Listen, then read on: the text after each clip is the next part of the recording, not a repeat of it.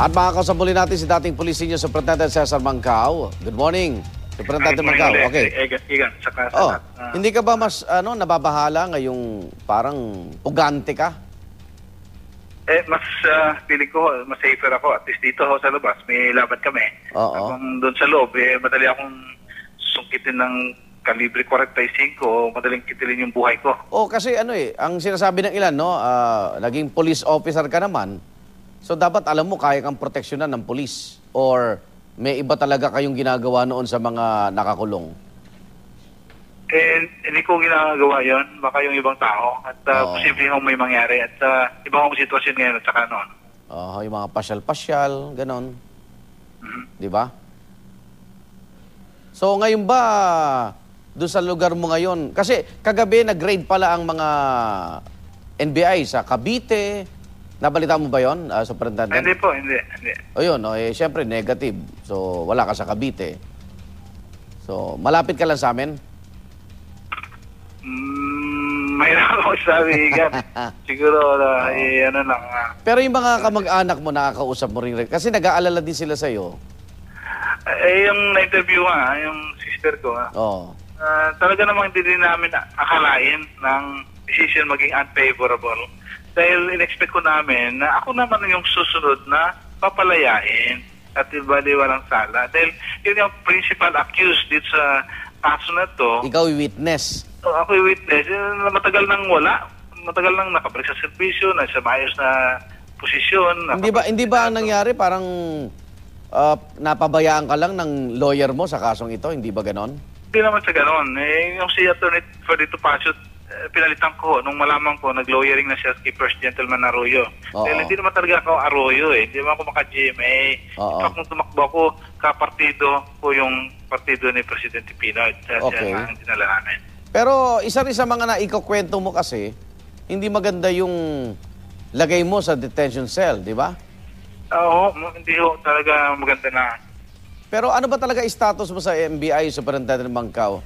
Nakakalabas-masok ka ba o doon ka lang sa detention cell? Kasi may mga balitang nakakalabas naman ikaw.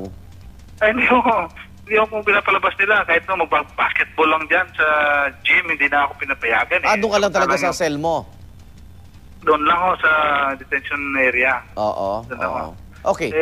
Magiging bias masyado yung isang tao dyan na nakakulong. 3 aircon pwedeng pumunta anytime doon sa gym o kung saan. Sino? Ako naman, ako na masyado mag-DN dahil sila, okay na yung kanilang kilalagayan. Ganon? May VIP treatment. May VIP treatment. Masyadong unfair. Para sa akin, tinis ko yun. Pero itong lately na decision, mukhang wala na akong patungong maayos na justisya. Okay. Hindi na fair ang treatment. Ito pa, may justice na nga talagang napipil ko at buhay ko na ngayon naman ang kasunod. So, ang sinasabi mo ng gigipit sa iyo hanggang kay Senador Lacson lang, hindi umaabot kay dating Pangulong Erap? Sa ngayon, sa nakikita po, talagang, at saka marami na talaga efforts, attempt namin sa aming site to reach out, to talagang makipag-reconcile. Yung nanay ko, pumunta dito kahit naka-wheelchair sa opisina niya, kasama kapatid ko, at pinapalap nga rin doon sa media officer niya. Talagang, para magkaroon ng communication, talagang ako rin, kinausap ko yung kanyang elder brother 3 beses, anak niya, kausap ng lawyer ko, yung mga classmates ko, senador, may politician pa. Talagang, alam mo, kung makapag-desisyon ako kasi si Senator Lacson ng ganito, mali o tama. Parang gano'n. Pinanindigan na rin niya. Pinanindigan ko rin niya, pero sana huwag naman buhay. Alam ko naman na nangyari sa mga ibang tauhan niya kami mismo na nakaraan. Pwede mangyari sa akin. Okay, may condition ka ba sa kung magte-turn over ka ulit sa gobyerno? O desidido ka nang magtago ng mahaba-habang panahon?